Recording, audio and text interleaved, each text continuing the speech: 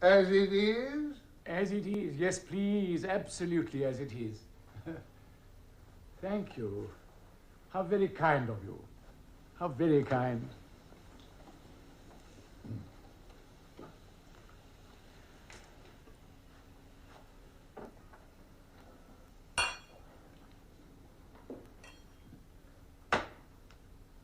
And cheers. Your health.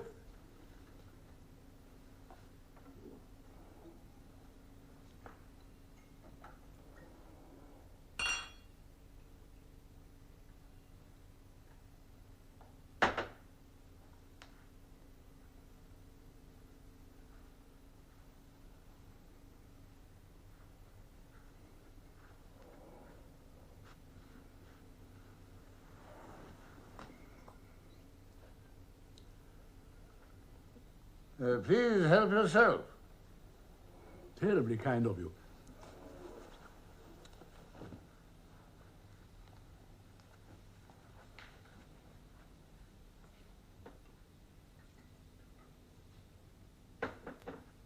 Your good health.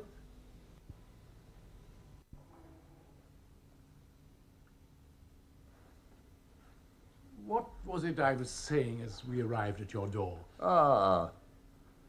Let me see. Yes, I was talking about strength.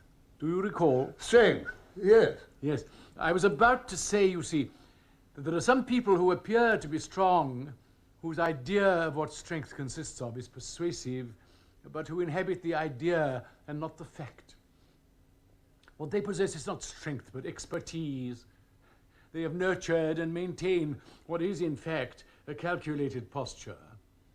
Half the time it works. It takes a man of intelligence and perception to stick a needle through that posture and discern the essential flabbiness of the stance. I am such a man. You mean one of the latter? One of the latter, yes, a man of intelligence and perception. Not one of the former. Oh, no, not at all. By no means. May I say how very kind it was of you to ask me in. In fact, you are kindness itself. Probably always are kindness itself. Now, and in England, and in Hampstead, and for all eternity. What a remarkably pleasant room. I feel at peace here, safe from all danger. But please don't be alarmed. I shan't stay long. I never stay long with others. They do not wish it. And that for me is a happy state of affairs. My only security, you see, my true comfort and solace rests in the confirmation that I elicit from people of all kinds a common and constant level of indifference. It assures me that I am as I think myself to be, that I am fixed, concrete. To show interest in me, or good gracious, anything tending towards a positive liking of me would cause in me a condition of the acutest alarm. Fortunately, the danger is remote.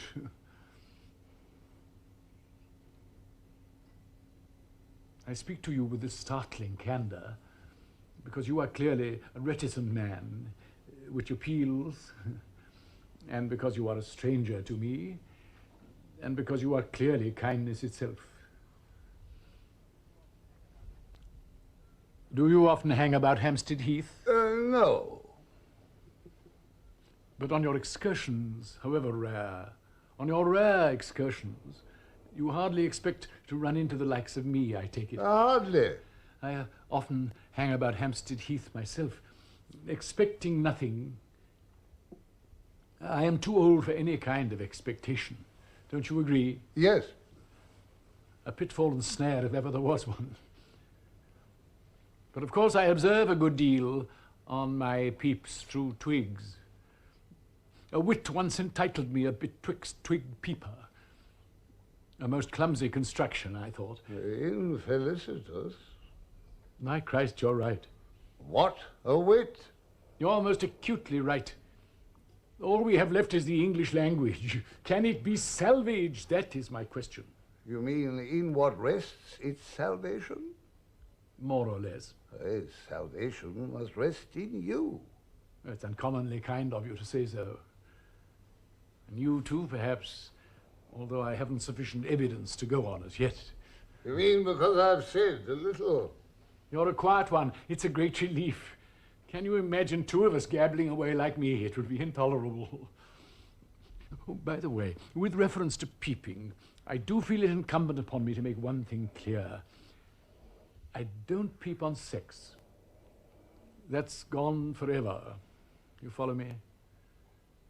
When my twigs happen to, shall I say, rest their peep on sexual conjugations, however periphrastic, I see only whites of eyes, so close they glut me. No distance possible.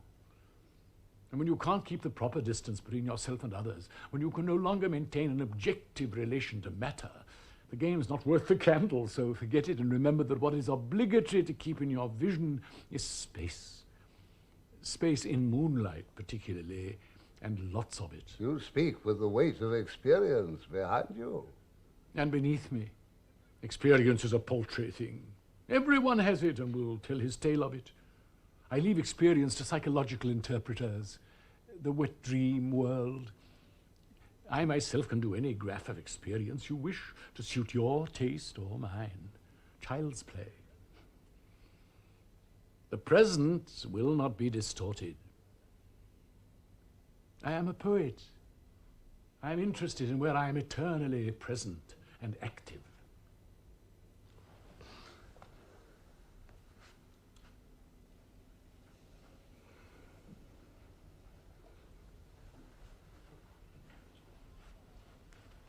I have gone too far, you think? I'm expecting you to go very much further.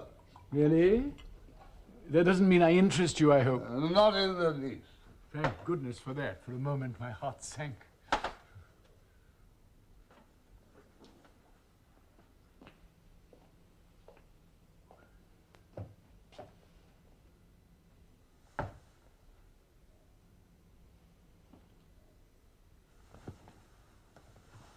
But nevertheless, you're right.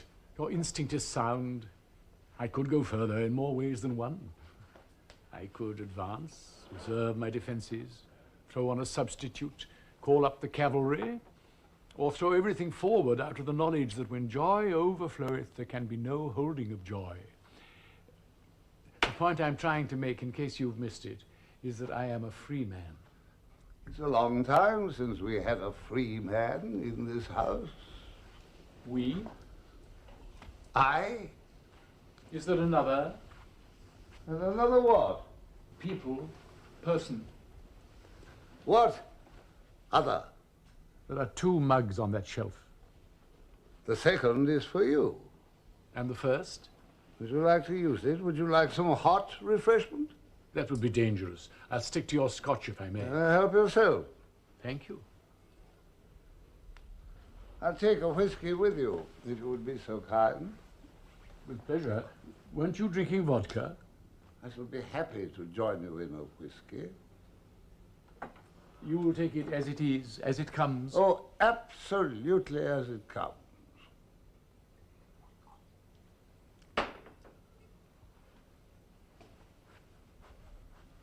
You're very good health. Yours. Tell me, do you often hang about Jack Straw's castle? I knew it as a boy. You find it as beguiling a public house now as it was in the days of the highwayman, when it was frequented by a highwayman, notably Jack Straw, the great Jack Straw. Do you find it very much changed? It changed my life. Good Lord. Is it really?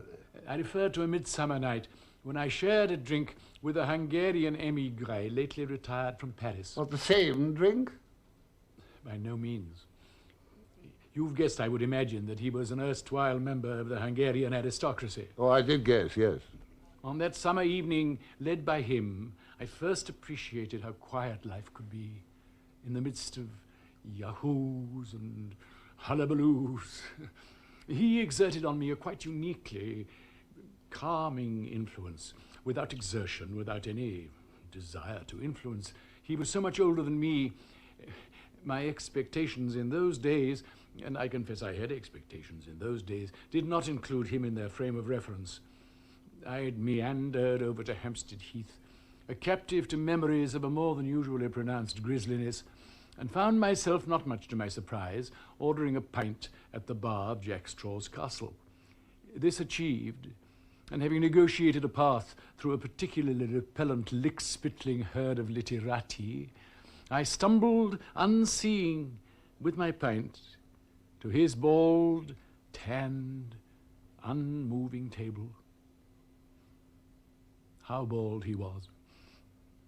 I think after quite half my pint had descended, never to be savoured again, that I spoke suddenly spoke and received a response, no other word will do, a response the like of which... What was he drinking?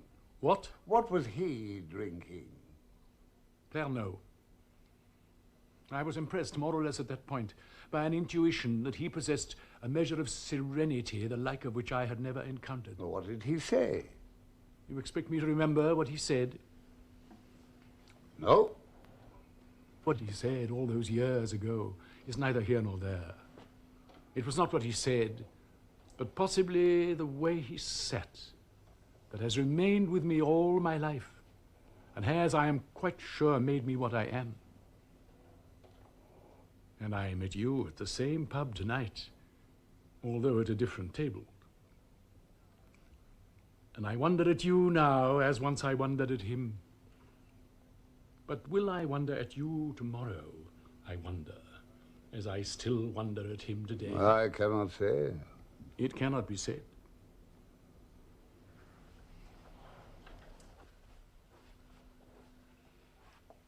I'll ask you another question.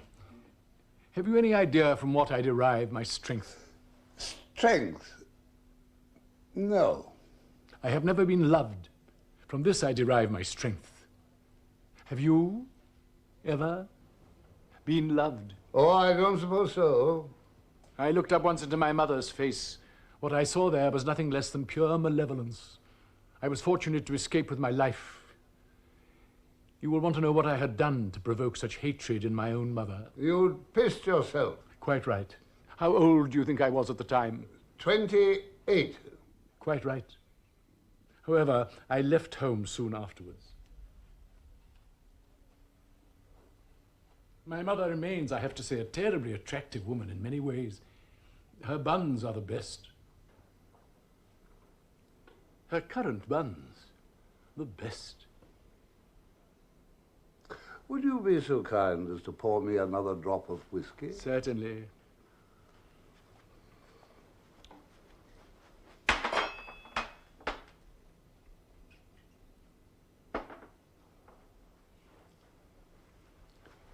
Perhaps it's about time I introduced myself. My name is Spooner. Ah. I'm a staunch friend of the arts, particularly the art of poetry, and a guide to the young. I keep open house. Young poets come to me, they read me their verses, I comment, give them coffee, make no charge. Women are admitted, some of whom are also poets, some are not. Some of the men are not. Most of the men are not. But with the windows open to the garden, my wife pouring long glasses of squash with ice on a summer evening, young voices occasionally lifted in unaccompanied ballad, young bodies lying in the dying light, my wife moving through the shadows in her long gown. What can ail? I mean, who can gainsay us? What quarrel can be found with what is, au fond, a gesture towards the sustenance and preservation of art, and through art to virtue? Through art to virtue, to your continued health.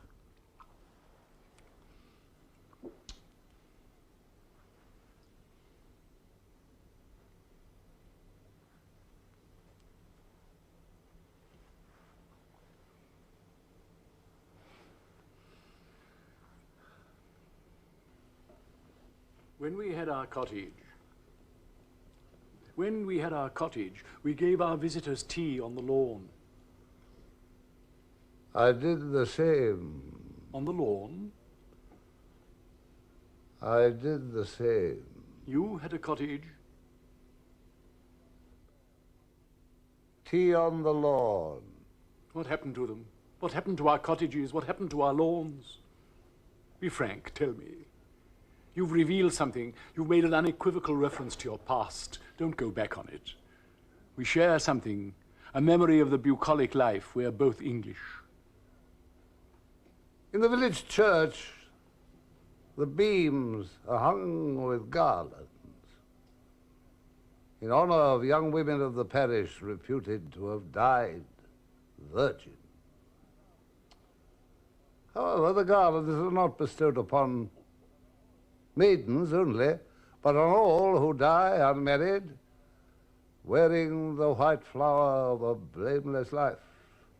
You mean that not only young women of the parish, but also young men of the parish are so honored? I do. And that old men of the parish who also die maiden are so garlanded? Certainly. I am enraptured. Tell me more.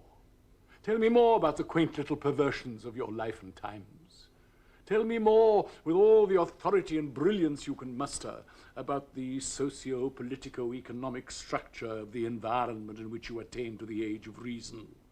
Tell me more. There is no more.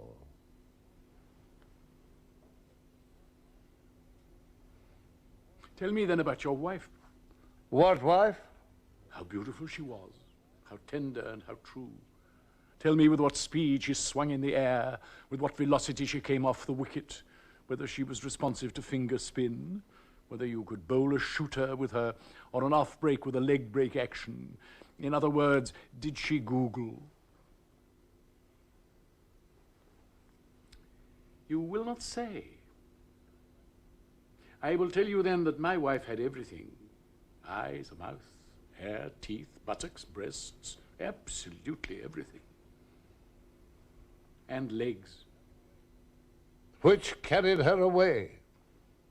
Carried who away? Yours or mine? Is she here now, your wife? Cowering in a locked room, perhaps? Was she ever here? Was she ever there in your cottage? It is my duty to tell you, you have failed to convince. I am an honest and intelligent man. You pay me less than my due. Are you equally being fair to the lady? I begin to wonder whether truly accurate and therefore essentially poetic definition means anything to you at all. I begin to wonder whether you do in fact truly remember her, whether you truly did love her, truly caressed her, truly did cradle her, truly did husband her, falsely dreamed, or did truly adore her. I have seriously questioned these propositions and find them threadbare. Her eyes, I take it, were hazel?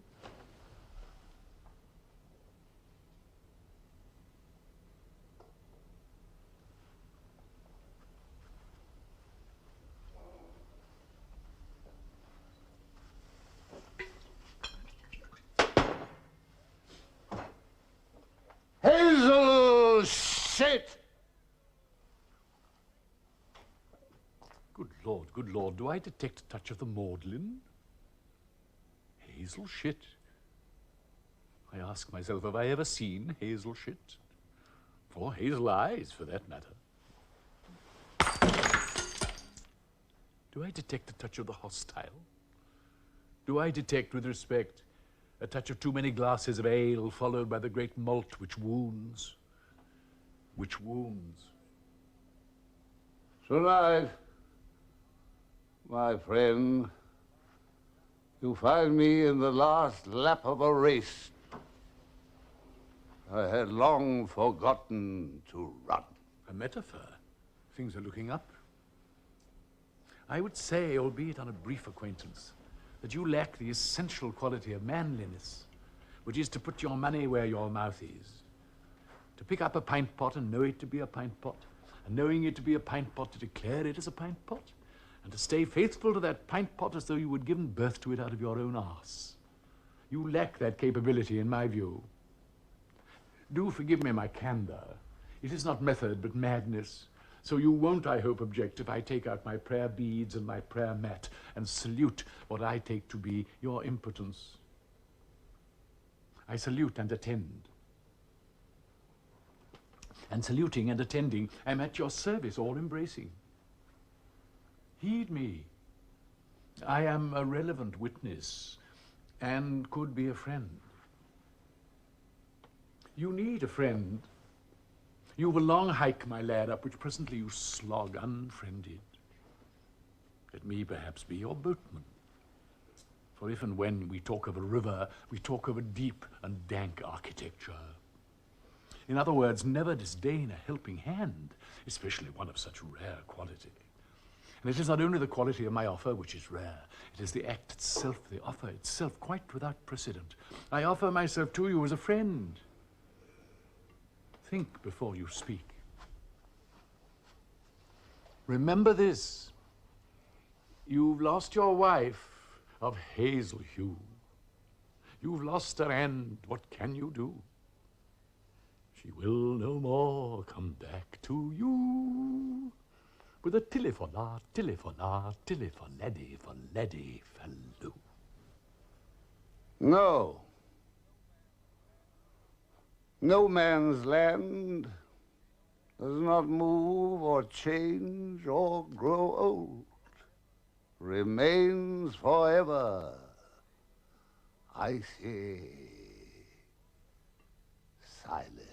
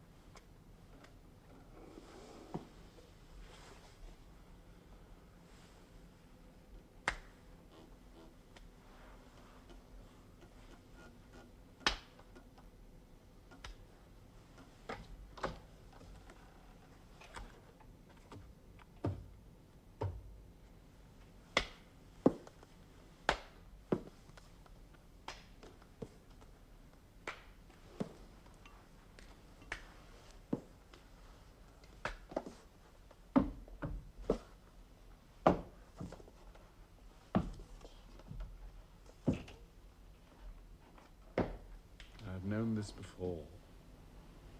Exit through the door by way of belly and floor.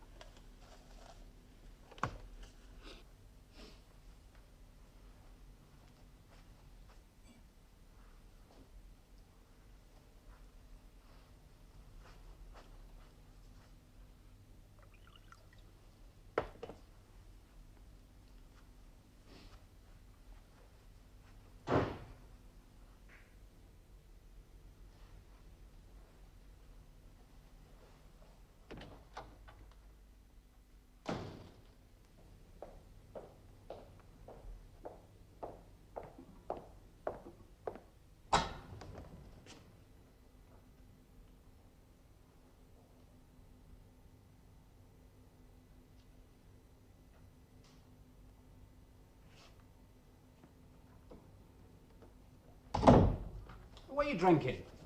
Christ, I'm thirsty. How are you? I'm parched. Now, what are you drinking?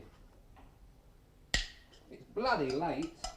I'm worn to a frazzle. This is what I want. Taxi?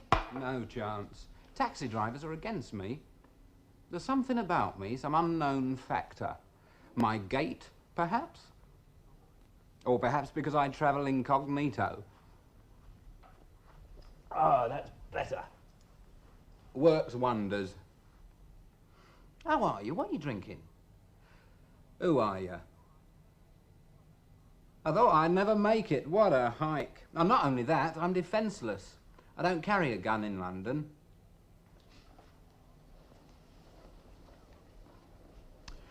But I'm not bothered. Once you've done the East, you've done it all. I've done the East. But I still like a nice lighthouse like this one. Have you met your host? He's my father. It was our night off tonight, you see. He was going to stay at home, listen to some leader. I hope he had a quiet and pleasant evening. Who are you, by the way? And now what are you drinking? I'm a friend of his. You're not typical.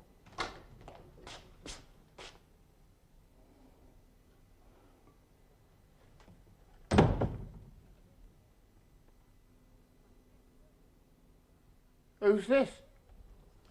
His name's Friend. This is Mr. Briggs. Mr. Friend, Mr. Briggs. I'm Mr. Foster. Old English stock. John Foster. Jack. Jack Foster. Old English name, Foster. John Foster, Jack Foster. Foster! This man's name is Briggs. I've seen Mr. Friend before. You seen him before? I know it. Do you really? I've seen you before. Possibly, possibly. Yes, you collect the beer mugs from the tables in a pub in Chalk Farm. The landlord's a friend of mine. When he's short-handed, I give him a helping hand. Who says the landlord's a friend of yours? He does. I'm talking about the Bull's Head in Chalk Farm. Yes, yes, so am I. So am I. I know the Bull's Head. The landlord's a friend of He mine. collects the mugs. First-class pub. I've known the landlord for years.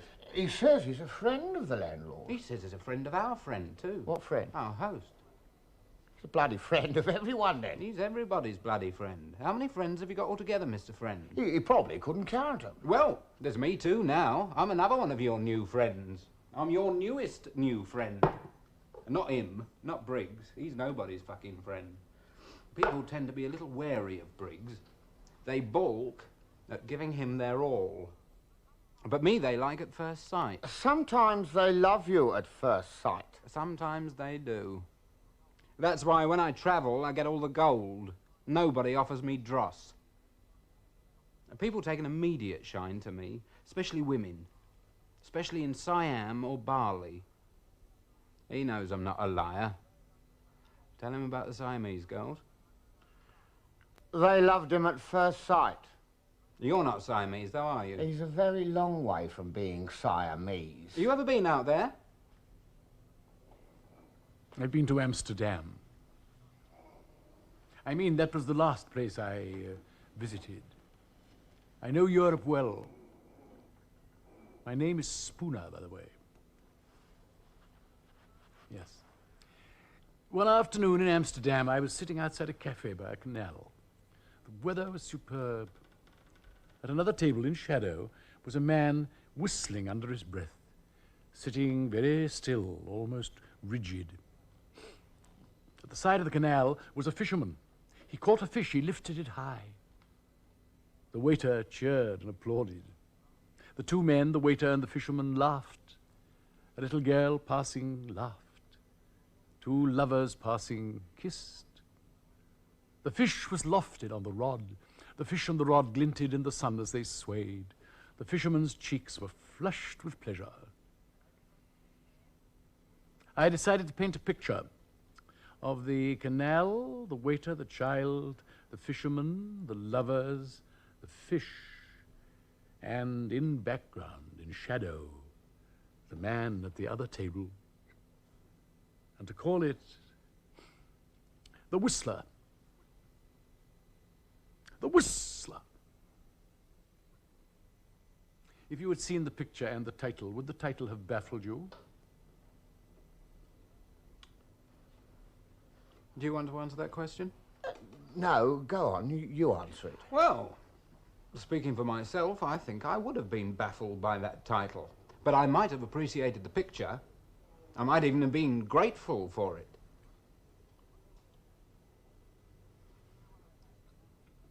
Did you hear what I said? I might have been grateful for the picture. A good work of art tends to move me, you follow me? I'm not a cunt, you know. I'm very interested to hear you're a painter. You do it in your spare time, I suppose. Quite. Did you ever paint that picture, The Whistler? Not yet, I'm afraid. Don't leave it too long, you might lose the inspiration. Ever painted a beer mug? You must come and see my collection any time you wish. What of? Beer mugs? No, paintings. Where'd you keep it? At my house in the country.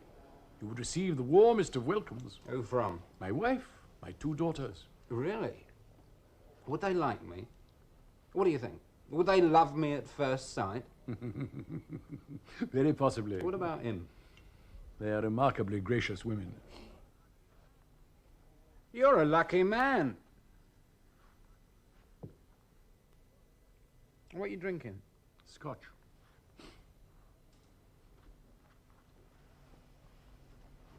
What do you make of this? When I was out east once, a kind of old stinking tramp, bollock naked, asked me for a few bob. I didn't know him, he was a complete stranger, but I could see immediately he wasn't a man to trust. He had a dog with him. They only had about one eye between them. So I threw him some sort of coin. Now he caught this bloody coin, he looked at it with a bit of distaste, and then he threw the coin back. Well, automatically I went to catch it. I clutched at it, but the bloody coin disappeared into thin air. Now, it didn't drop anywhere, it just disappeared into thin air on its way towards me. He then let out a few curses and pissed off with his dog. Oh, here's your whiskey, by the way.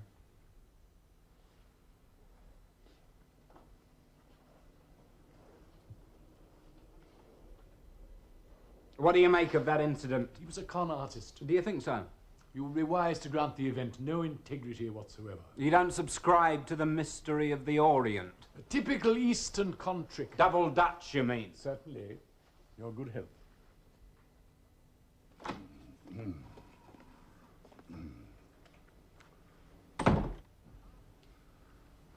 I can't sleep. I slept briefly, I think. Perhaps it was sufficient. Yes, I woke up out of a dream. I feel cheerful. Who'll give me a glass of whiskey? My goodness, is this for me? How did you know? You knew. Oh, you're very sensitive. Cheers. The first today. What day is it? What's the time? Is it still night? Yes. The same night. I was dreaming of a waterfall. No, of a lake. I think it was just recently. Can you remember when I went to bed? Was it daylight? It's good to go to sleep in the late afternoon, after tea and toast. You hear the faint beginnings of the evening sounds, then nothing. As everywhere else, people are changing for dinner. You're tucked up, the shutters closed, gaining a march on the world.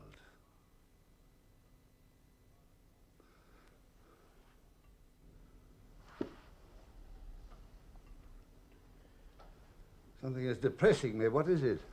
It was the dream. Yes. Waterfalls. No, a lake, water, drowning. Not me, someone else. Oh, how nice to have company. Can you imagine waking up, finding no one here, just furniture staring at you? Oh, it's most unpleasant. I've known that condition.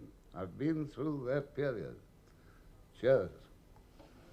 I came round to human beings in the end, like yourselves.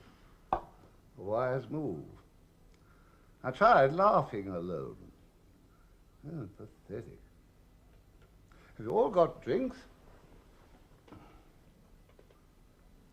Who is that? A friend of yours? Won't someone introduce me? He's a friend of yours. In the past, I knew remarkable people. I have a photograph album somewhere. I'll find it.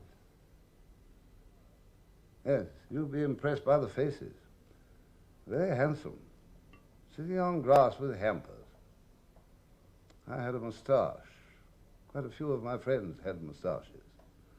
Oh, remarkable faces. Remarkable moustaches. What was it? Informed the scene? A tenderness towards our fellows, perhaps. The sun shone. The girls had lovely hair, dark, sometimes red. Under their dresses, their bodies were white. It's all in my album. I'll find it. Yes, you'll be struck with the charm of the girls, their grace, the ease with which they sit, pour tea, lull. It's all in my album.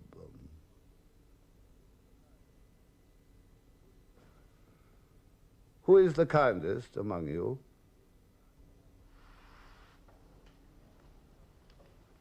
Thanks. What would I do without the two of you?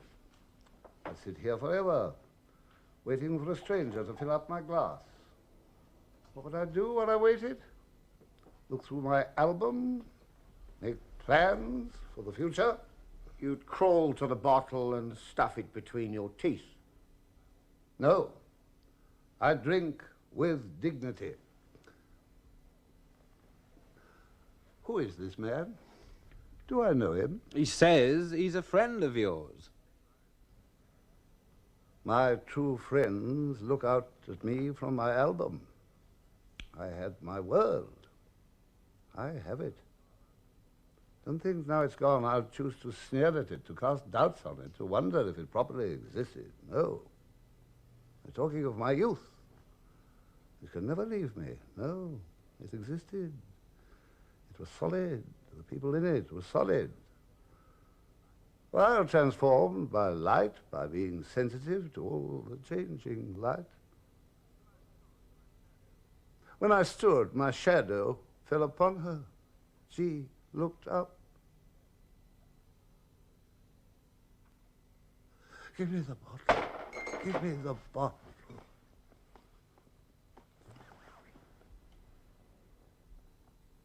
It's gone. Did it exist?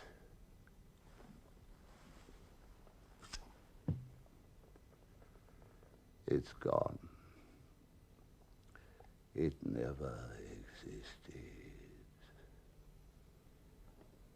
It remains. I am sitting here forever.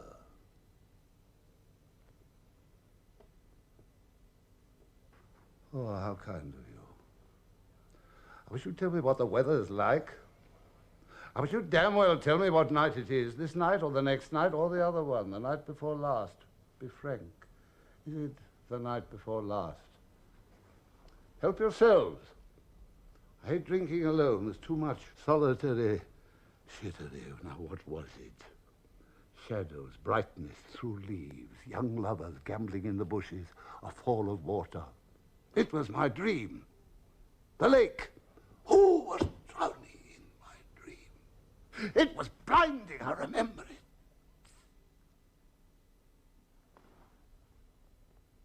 I have forgotten. All the sacred and holy, the sounds stopped. It was freezing.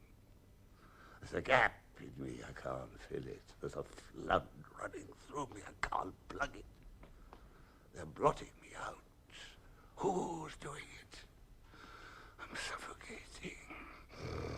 It's a muff perfume. Someone is doing me to death. She looked up. I was staggered. I'd never seen anything so beautiful. And that's all poison. One can't be expected to live like that. Well, I remember nothing. And sitting in this room, I see you all, every one of you, a sociable gathering. The dispositions are kindly. Am I asleep? There's no water. No one is drowning. Yes, yes. Come on, come on, come on. Pipe up, speak up, speak up, speak up. You're fucking me about, you bastards. Ghosts, long ghosts. You're making noises. I can hear you humming. I wear a crisp blue shirt at the Ritz. I wear a crisp blue shirt at the Ritz. I know him well, the wine waiter. Boris. He's been there for years. Finding shadows and a fall of water. It was I drowning in your dream. Bugger off.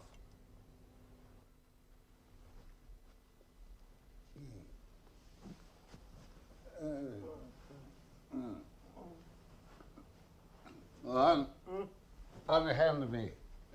He has grandchildren, as have I, as I have. We both have fathered. We are of an age. I know his wants. Let me take his arm. Respect our age. Come, I'll seat you. There's no pity in these people. Christ! I am your true friend. That is why your dream was so distressing. You saw me drowning in your dream, but have no fear. I am not drowned. Christ! Would you like me to make you some coffee? He thinks he's a waiter in Amsterdam. Service non-compris. Whereas he's a pint pot attendant in the Bull's Head. And a piss pot attendant as well. Our host must have been in the Bull's Head tonight, where he had an unfortunate encounter. Hey, Scout! I think there's been some kind of misunderstanding. You're not in some shithouse down by the docks. You're in the home of a man of means, of a man of achievement. Do you understand me? Why am I bothering? Tell me, eh? Listen, chummy bum. We protect this gentleman against corruption, against men of craft, against men of evil. We could destroy you without a glance. We take care of this gentleman. We do it out of love. Why am I talking to him? I'm wasting my time with a non-starter. I must be going mad. I don't usually talk. I don't have to. Normally I keep quiet. I know what it is. There's something about you fascinates me. It's my bearing. That's what it must be. I've seen Irishmen chop his balls off. I suppose once you've had Irishmen, you've had everything. Listen, keep it tidy, you fellow. You've just laid your hands on a rich and powerful man. It's not what you're used to, Scout. How can I make it clear? This is another class. It's another realm of operation. It's a world of silk. It's a world of organdy. It's a world of flower arrangements. It's a world of 18th century cookery books. It's nothing to do with toffee apples and a packet of crisps. It's milk in the bath. It's the cloth bell pull. It's organisation. It's not rubbish. It's not rubbish. We deal in originals. Nothing duff, nothing ersatz. We don't open any old bottle of brandy. Mind you don't fall into a quicksand. Why don't I kick his head off and have done with it? I am of the same age as your master. I used to picnic in the country, too, at the same time as he. Listen, my friend.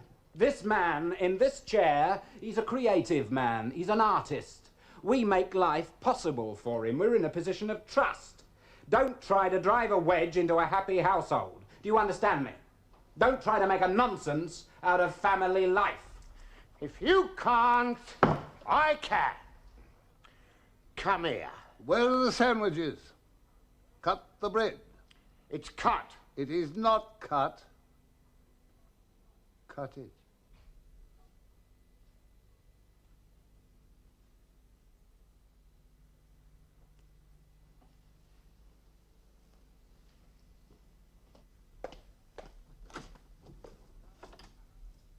I'll go and cut it.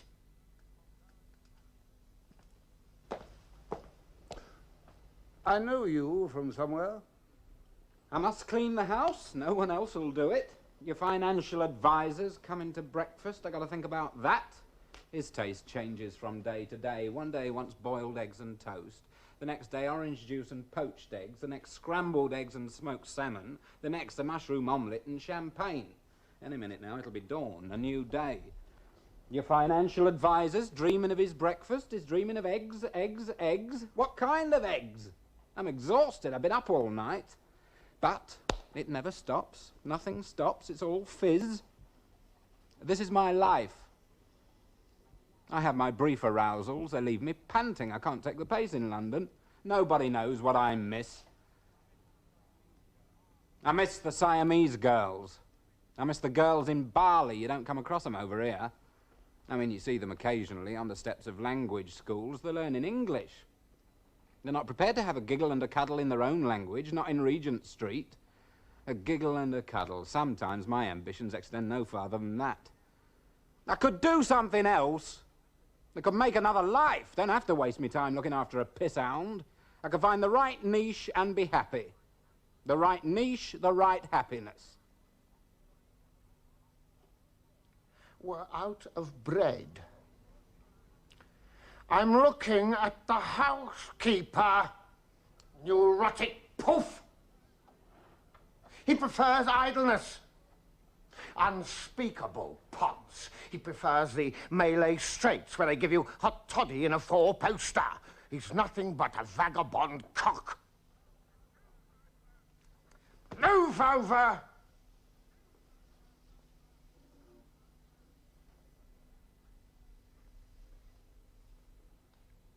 Get up.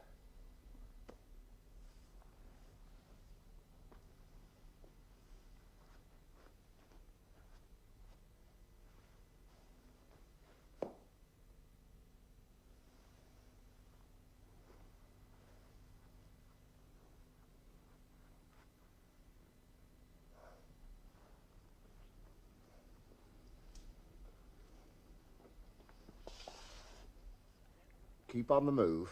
Don't look back. I know that man.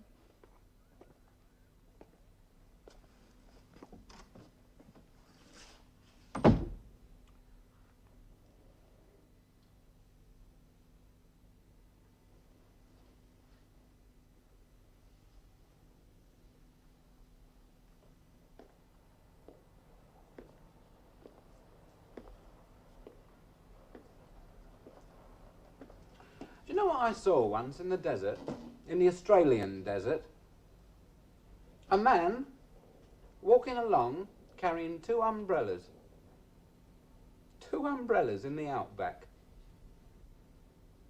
Was it raining? No. It was a beautiful day. Nearly asked him what he was up to, but I changed my mind. Why? Well, I decided he must be some kind of lunatic. I thought he would only confuse me.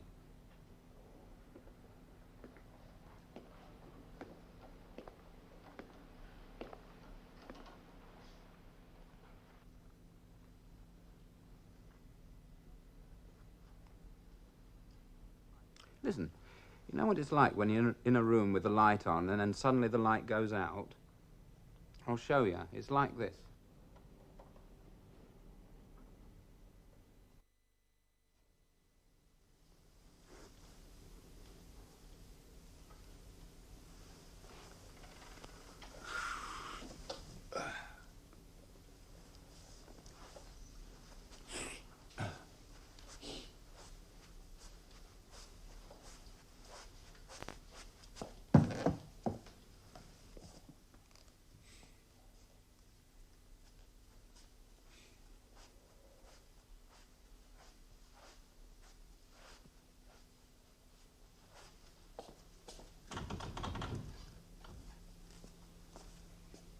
I've known this before. Morning, a locked door, a house of silence, and strangers.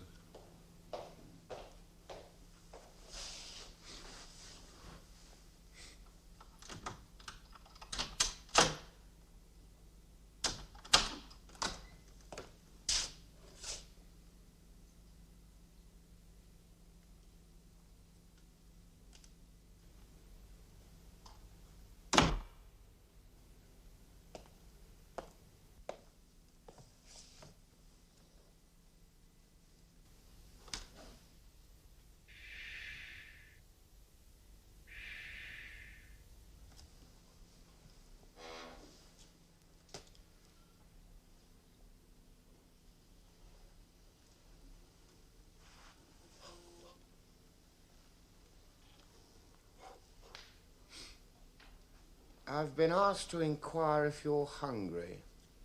Food? I never touch it.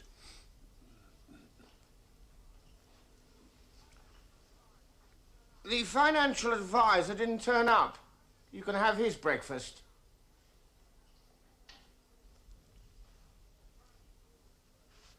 He phoned his order through. Phoned again to cancel the appointment. For what reason? Jack spoke to him, not me. What reason did he give your friend? Jack said he found himself without warning in the centre of a vast aboriginal financial calamity. He clearly needs an advisor. I shan't bring you breakfast if you're going to waste it. I abhor waste.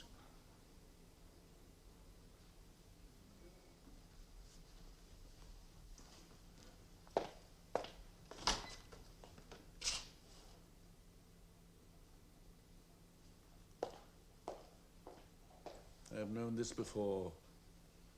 The door unlocked, the entrance of a stranger, the offer of arms, the shark in the harbour.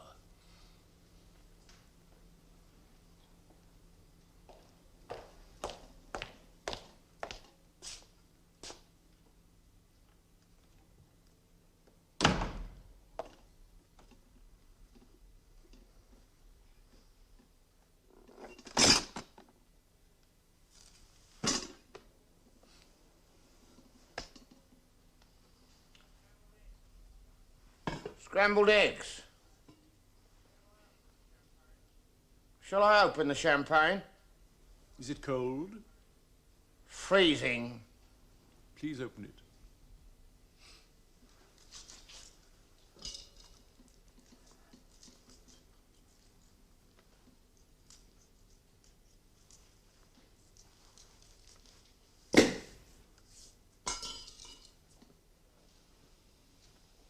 Who is the cook?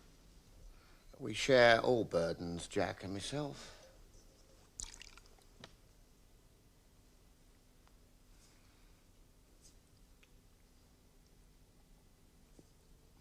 Thank you.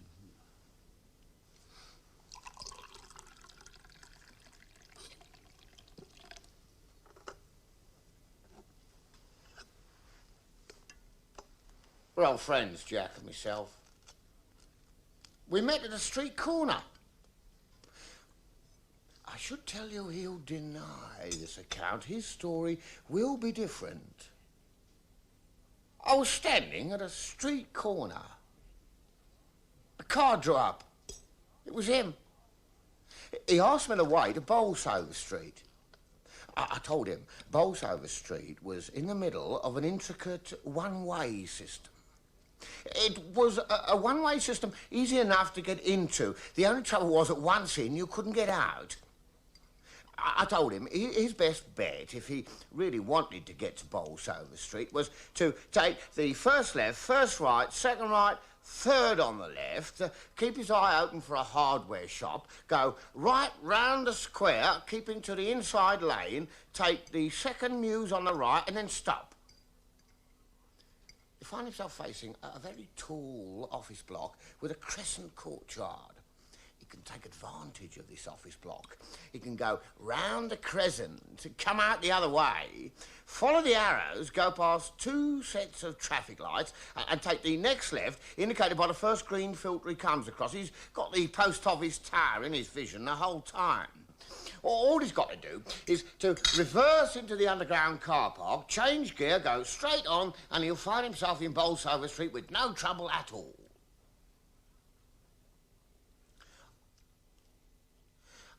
I did warn him, though, that he'll still be faced with the problem, having found Bolsover Street, of losing it. I told him I knew one or two people who've been wandering up and down Bolsover Street for years. They wasted their bloody youth there. The people who live there, their faces are grey, they're in a state of despair, but nobody pays any attention to it. All people are worried about is their ill-gotten gains. I wrote to the Times about it. Life at a dead end, I called it. Went for nothing. Anyway, I told him that probably the best thing he could do was to forget the whole idea of getting to Bolsover. I remember saying to him, this trip you've got in mind, drop it, it could prove fatal. But he said he had to deliver a parcel. Anyway, I took all this trouble with him because he had a nice, open face. He looked like a man that would always do good to others himself. Normally, I wouldn't give a fuck. I should tell you he'll deny this account. His story will be different.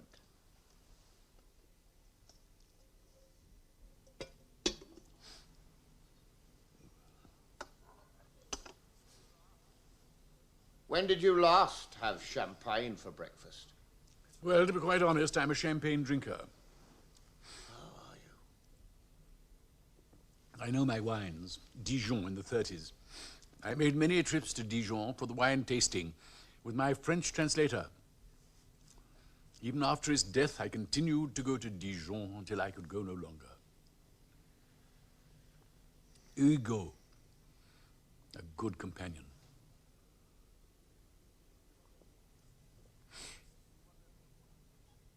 You will wonder, of course, what he translated. The answer is my verse. I am a poet. I thought poets were young. I am young. Could I help you to a glass? No, thank you. Well, excellent choice. Not mine. Translating verse is an extremely difficult task. Only the Romanians remain respectable exponents of the craft. Bit early in the morning for all this, isn't it? Finish the bottle. Doctor's orders. Can I inquire as to why I was locked in this room, by the way? Doctor's orders. Tell me when you're ready for coffee.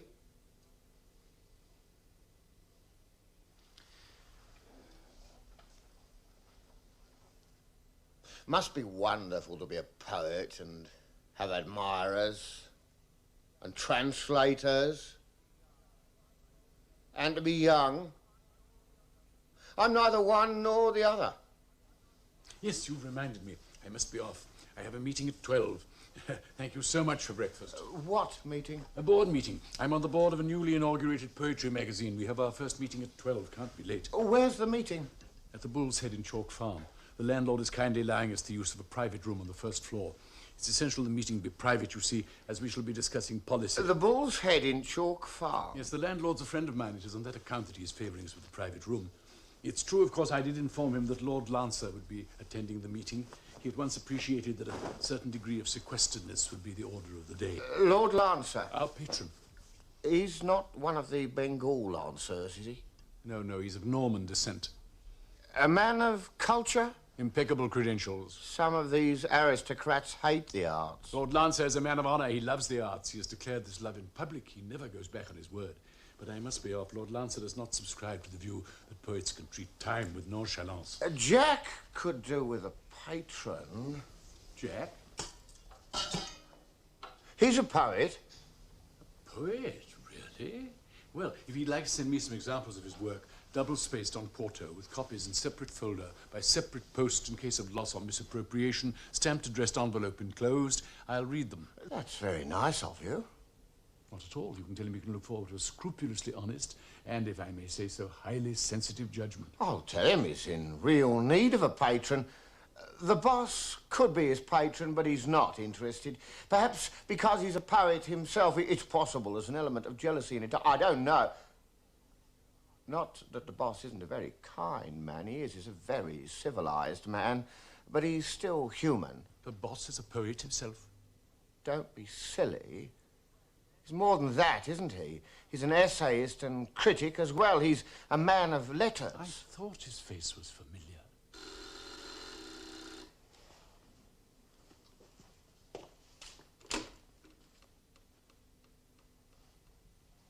Yes, sir.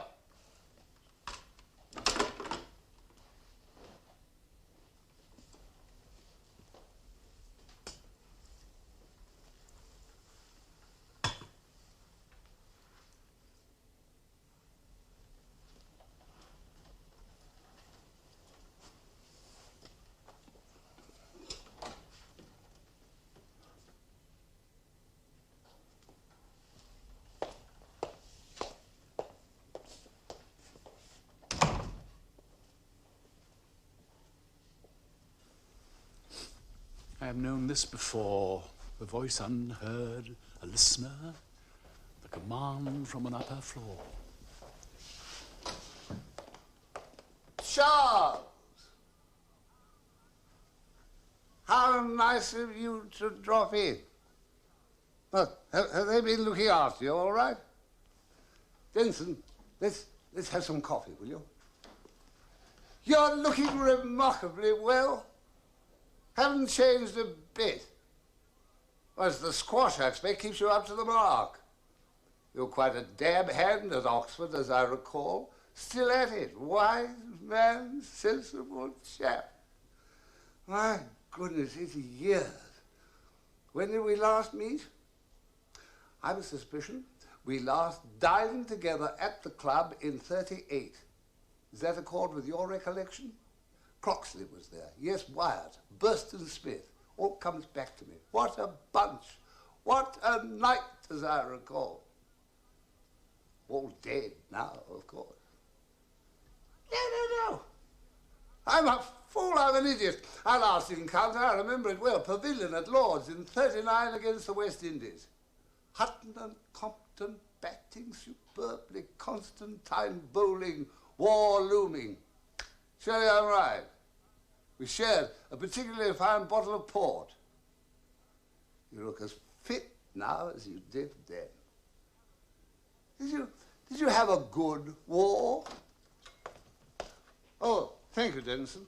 Just put it down there, will you? That'll do. Thank you.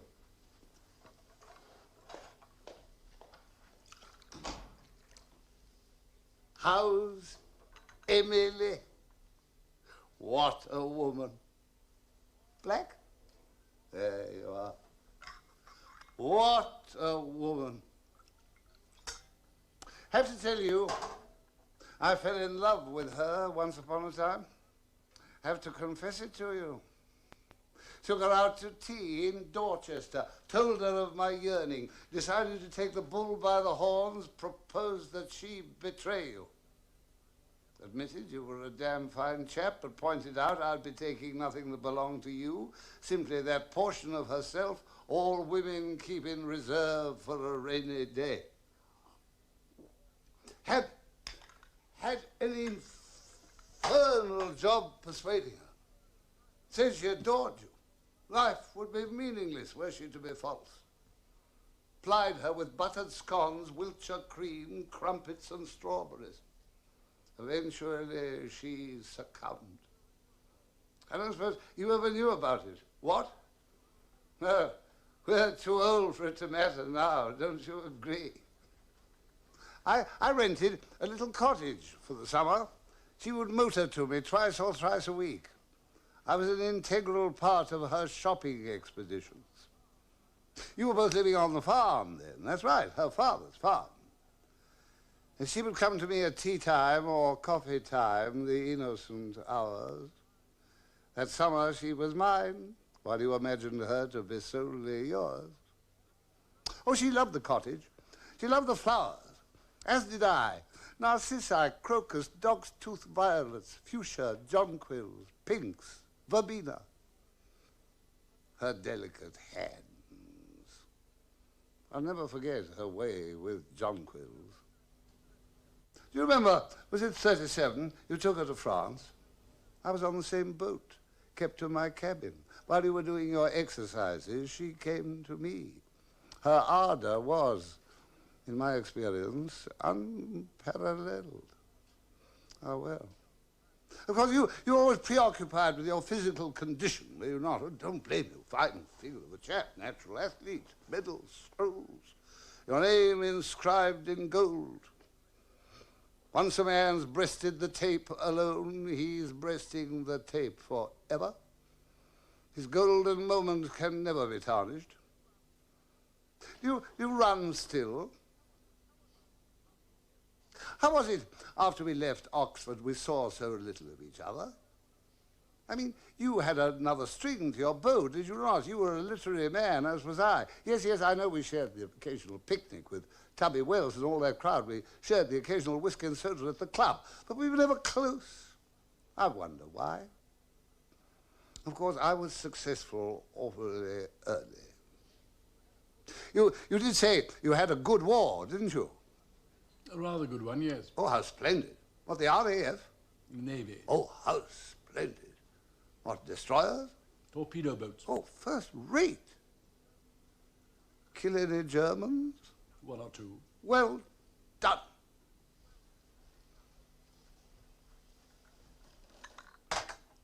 And you?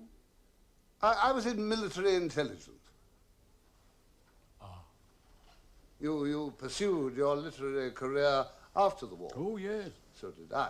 I believe you've done rather well. Oh, quite well, yes. Past my best now. Do you ever see Stella? Stella? You can't have forgotten. Stella who? Stella Winstanley. Winstanley. Bunty Winstanley's sister. Oh, Bunty. No, I never see her. You were rather taken with her. Was the old chap? How did you know? I was very fond of Bunty. He was most dreadfully annoyed with you, wanted to punch you on the nose. What for? For seducing his sister. What business was that of his? He was her brother. That's my point. What on earth are you driving at?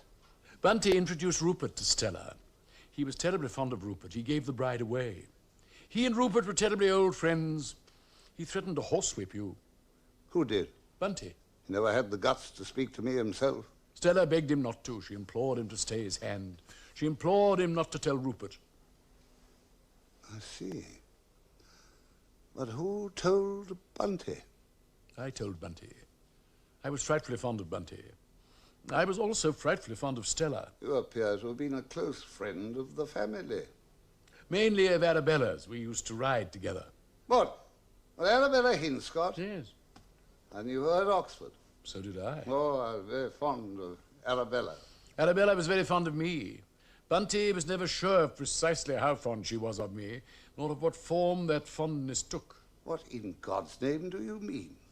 Bunty trusted me. I was best man at their wedding. He also trusted Arabella.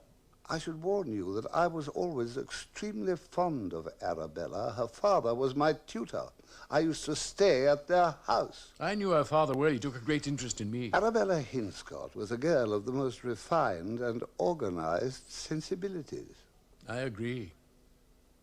Are you trying to tell me you had an affair with Arabella? A form of an affair. She had no wish for full consummation. She was content with her particular predilection, consuming the male member.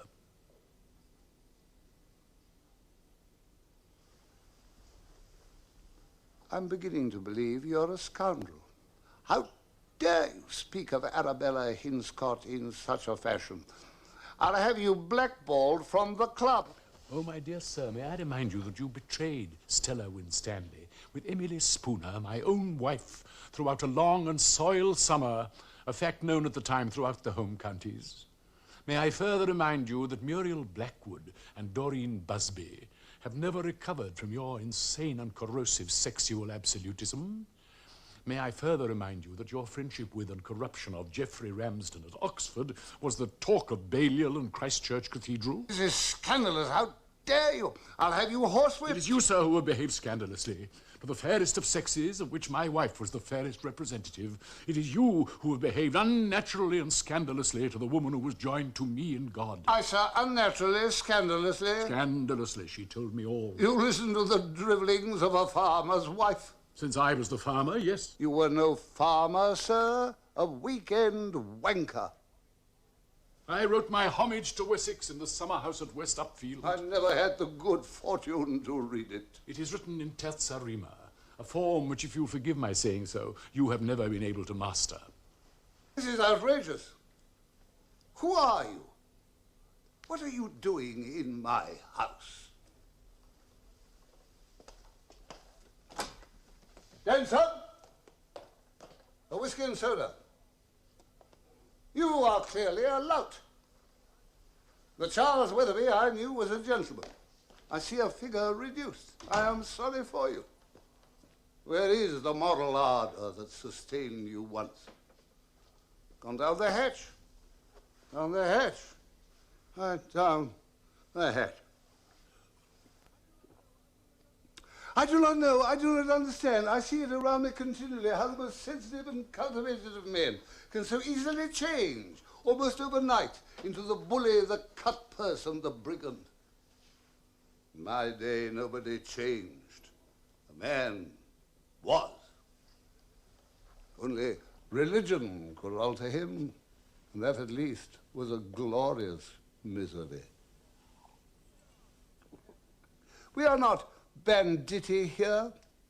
I am prepared to be patient. I shall be kind to you. I shall show you my library.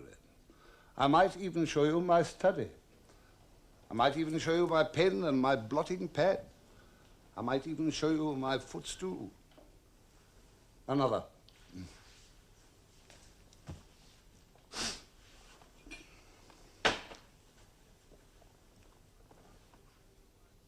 I might even show you my photograph album. You might even see a face in it which might remind you of your own, of what you once were. You might even see faces of others in shadow, or cheeks of others turning, or jaws, or backs of necks, or eyes, dark under hats, which might remind you of others whom you once knew, whom you thought long dead, from whom you still receive a sidelong glance. If you can face the good ghost, allow the love of the good ghost that possess all that emotion trapped, bow to it. Surely it will never release them, but who knows what relief it may bring to them? Who knows how they may quicken in their chains, in their glass jars? You think it cruel to quicken them when they're fixed, imprisoned? No. Deeply, deeply, they long to respond to your touch, to your look. And when you smile, their joy is unbounded. So I say to you, tender the dead, as you yourself would be tendered now in what you might describe as your life. The blank, mate, blank. The blank dead.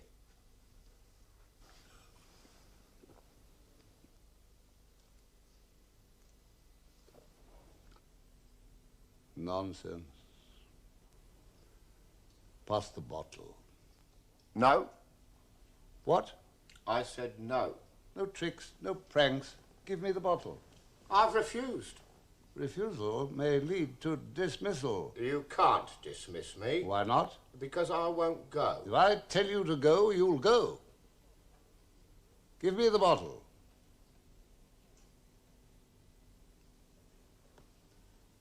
Bring me the bottle.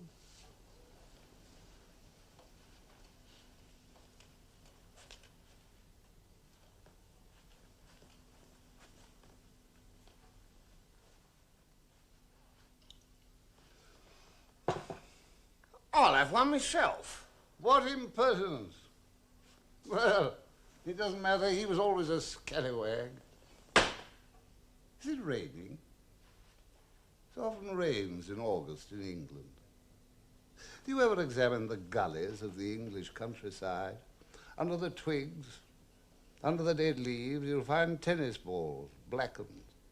Girls threw them for their dogs or children for each other. They rolled into the gully. They're lost there, given up for dead. Centuries old. It's time for your morning walk.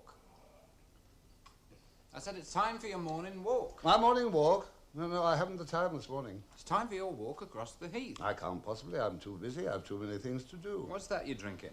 The great malt which wounds. My God, you haven't got a drink. Where's your glass? Thank you. It would be unwise to mix my drinks. Mix? I was drinking champagne. Of course you were. Of course you were. Albert, another bottle. Certainly, sir. My morning walk. No, I can't possibly. I'm too busy. I have too many things to do. I have an essay to write, a critical essay. We must check the files, see what it is I'm meant to be appraising. At the moment, it slipped my mind. I could help you there. Oh? On 2 counts. Firstly, I have the nose of a ferret. I can find anything in a file. Secondly, I've written any number of critical essays myself. Do you actually have a secretary? I'm his secretary. The secretarial post does less than justice to your talents. A young poet should travel and suffer. Join the navy, perhaps, and see the sea, voyage and explore. I've sailed. I've been there and back. I'm here where I'm needed. You mentioned a photograph album. I could go through it with you. I could put names to the faces. A proper exhumation could take place. Yes, I am confident I could be of enormous aid in that area. Those faces are nameless, friend. And they'll always be nameless. There are places in my heart where no living soul has or can ever trespass. Here we are. Fresh as a daisy. Drop for you, sir. No, thank you. I'll stay where I am. I'll join Mr. Friend, if I may, sir. Well, naturally. Where's your glass? No, thank. Oh, come, be sociable, be sociable. Consort with the society to which you are attached, as it were, with bonds of steel. Mingle. It isn't even lunchtime. The best time to drink champagne is before lunch, you cunt. Don't call me a cunt. We three, never forget, are the oldest of friends. That's why I called him a cunt. Stop talking! To our good fortune. Cheers. Cheers. Cheers. The light out there is gloomy. Hardly daylight at all. Falling rapidly. Distasteful. Let us close the curtain.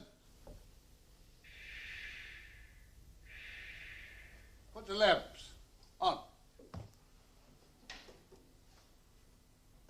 What relief. How happy it is. Today I shall come to a conclusion. There are certain matters which today I shall resolve. I'll help you. I was in Bali when they sent for me. I didn't have to leave. I didn't have to come here, but I felt I was called. I had no alternative. I didn't have to leave that beautiful isle, but I was intrigued. I was only a boy, but I was nondescript and anonymous. A famous writer wanted me. He wanted me to be his secretary, his chauffeur, his housekeeper, his amanuensis. How did he know of me? Who told him? He made an imaginative leap. Few can do it, few do it. He did it, and that's why God loves him. You came on my recommendation. I've always liked youth because you can use it. But it has to be open and honest. If it isn't open and honest, you can't use it. I recommended you. You were open, the whole world before you.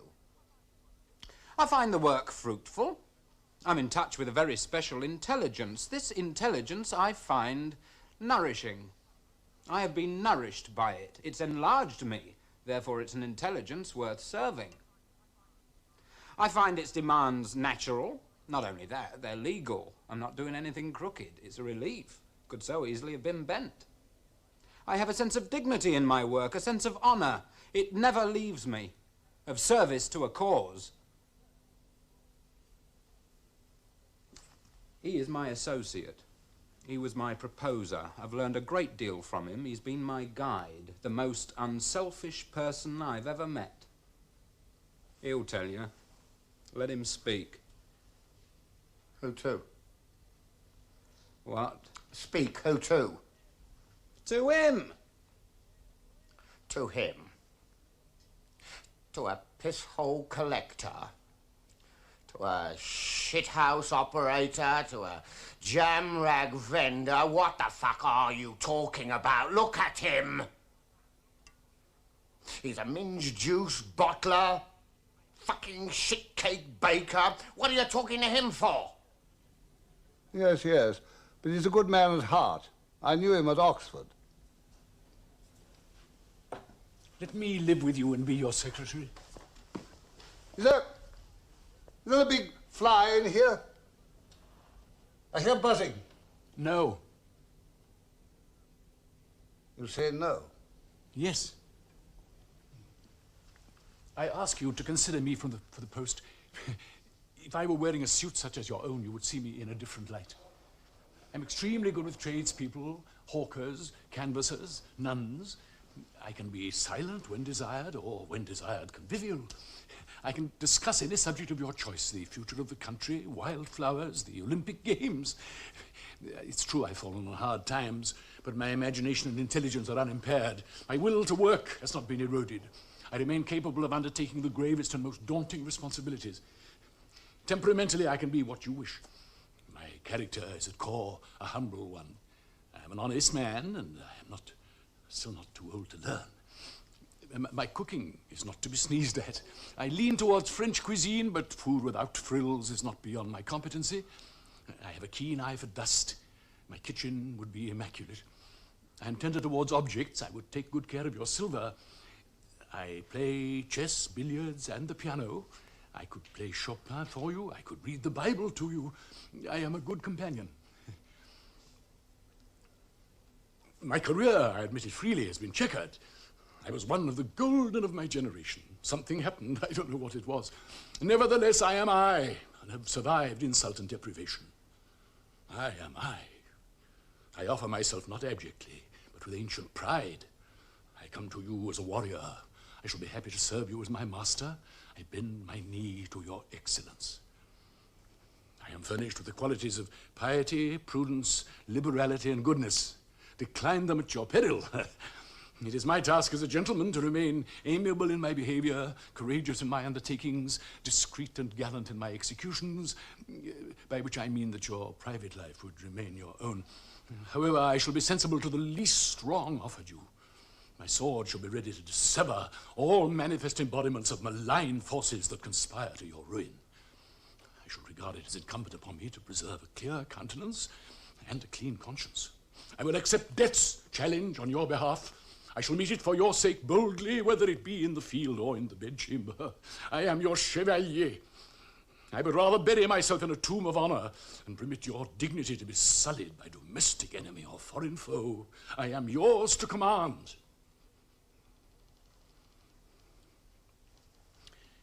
Before you reply, I would like to say one thing more. I occasionally organize poetry readings in the upstairs room of a particular public house. They are reasonably well attended, mainly by the young. I would be happy to offer you an evening of your own. You could read your own works to an interested and informed audience, an audience brimming over with potential for the greatest possible enthusiasm. I can guarantee a full house, and I would be happy to arrange a straightforward fee for you, or, if you prefer, a substantial share of the profits. And the young, I can assure you, would flock to hear you. And my committee would deem it a singular honor to act as your host. You would be introduced by an authority on your work, perhaps myself. After the reading, which I am confident would be a remarkable success, we could repair to the bar below, where the landlord, who happens to be a friend of mine, would, I know, be overjoyed to entertain you with the compliments of the house. Nearby is an Indian restaurant of excellent standing, at which you would be the guest of my committee. Your face is so seldom seen. Your words, known to so many, have been so seldom heard in the absolute authority of your own rendering that this event will qualify for that rarest of categories, the unique. I beg you seriously to consider the social implications of such an adventure. You would be there in body. It would bring you to the young to you. The elderly, also those who have almost lost hope, would on this occasion leave their homes and present themselves. You would have no trouble with the press. I would take upon myself the charge of keeping them from nuisance. Perhaps you might agree to half a dozen photographs or so, but no more. Unless, of course, you positively wished on such an occasion to speak.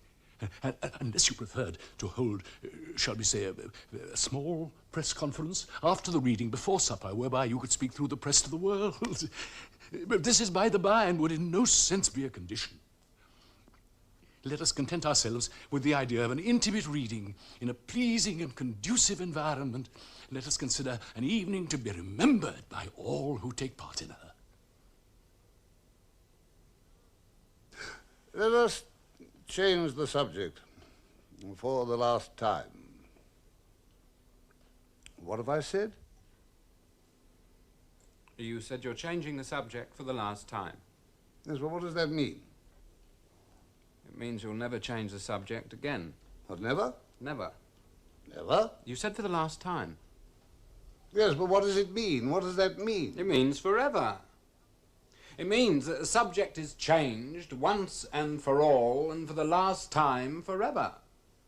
If the subject is winter, for instance, it'll be winter forever. Is the subject winter? The subject is now winter, so it'll therefore be winter forever.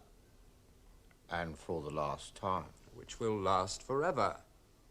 If the subject is winter, for example, spring will never come. Yes, but I must ask you. Let me ask you. Summer will never come. The trees will never bud. But I must ask you.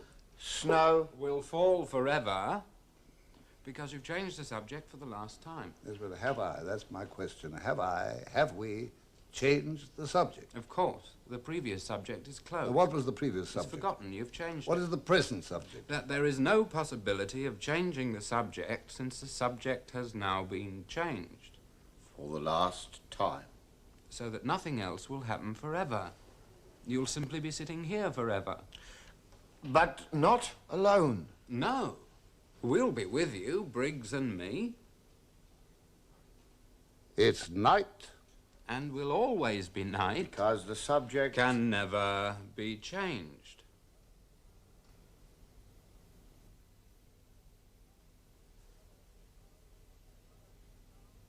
But I hear sounds of birds. Don't you hear them? Sounds I never heard before. I hear them as they must have sounded then when I was young. Although I never heard them then, although they sounded about us then. Yes, it is true. I am walking towards a lake. Someone is following me through the trees. I lose him easily. I see a body in the water floating. I am excited. I look more closely. I see I am mistaken. There is nothing in the water. I say to myself, I saw a body drowning. But I am mistaken. There is nothing there.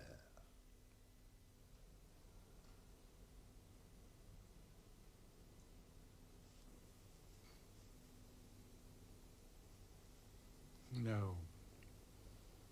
You are in no man's land, which never moves, which never changes, which never grows older, but which remains forever, icy and silent.